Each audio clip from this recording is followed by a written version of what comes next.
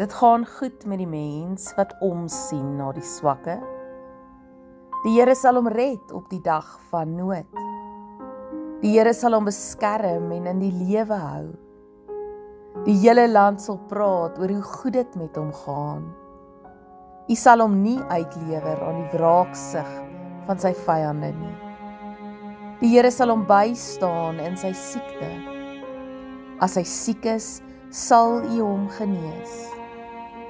Ek het gesê, wees my genadig, Here. Maak my tog gesond. Ek het teen u gesondig. Dit weet ek, u het my lief. My vyand sal nie oor my triomfeer nie. Ek is onskuldig, u hou my vas en laat my altyd by u bly.